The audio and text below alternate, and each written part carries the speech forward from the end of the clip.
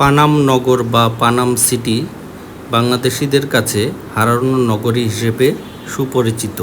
ঢাকার পার্শ্ববর্তী নারায়ণগঞ্জ জেলার সোনারগাঁ থানায় ঐতিহাসিক পানাম নগর অবস্থিত।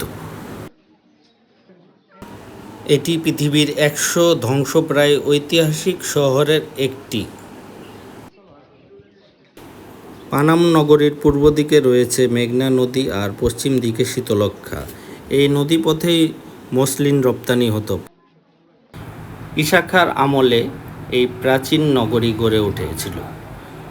বড়নগর, খাসনগর, পানাম নগর, প্রাচীন সোনারগাঁর এই 3 নগরের মধ্যে পানাম ছিল সবচেয়ে আকর্ষণীয়।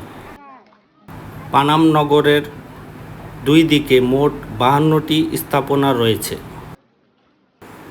এর উত্তর দিকে 31টি এবং দক্ষিণ দিকে 21টি স্থাপনা অবস্থিত। পানাম নগরী চতুর্দিক থেকে পঙ্খিরাজ খাল দিয়ে ঘেরা। পঙ্খিরাজ খাল মেনিখালী নদ নামে মেঘনা নদীতে গিয়ে মিশেছে।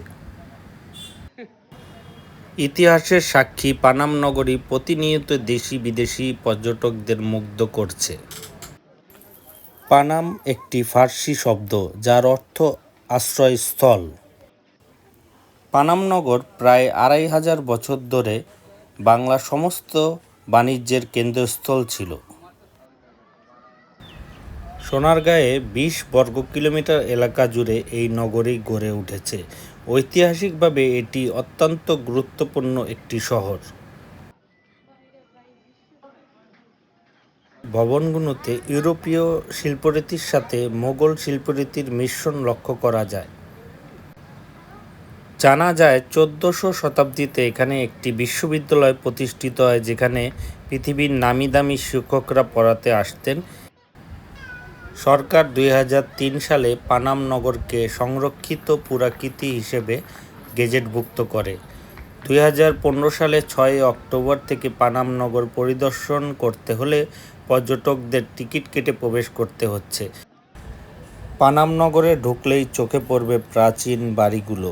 কোনোটার দরজা নেই, কোনোটার জানলা নেই।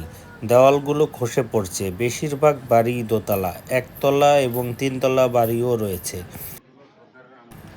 এখানে গড়ে উঠেছিল অসংখ্য অট্টালিকা, মসজিদ, মন্দির, মঠ, গোসলখানা, নাচঘর, টাকশাল, দরবার কক্ষ, প্রশস্ত দেওয়াল, ভোজনালয়, বিচারালয়, প্রমোদকুঞ্জ ইত্যাদি। পানাম নগরীর নকশা নির্মাণ করা হয়েছিল বেশ নিখুঁত আকারে। নগরীর প্রায় প্রতিটি বাড়িতেই ছিল কূপসহ আবাস উপযোগী নিদর্শন। পানি সরবরাহের জন্য দুপাশে খাল ও পুকুর ছিল। দেশি পর্যটকদের জন্য টিকিটের দাম 20 আর সার্কভুক্ত দেশগুলোর জন্য 100 টাকা। অন্যান্য দেশের জন্য টিকিটের দাম 300 টাকা। সকাল 10টা থেকে বিকাল 5টা পর্যন্ত খোলা থাকে। রবিবার সাপ্তাহিক ছুটি। সোমবার বেলা 2টা থেকে 5টা পর্যন্ত খোলা থাকে পানাম সিটি।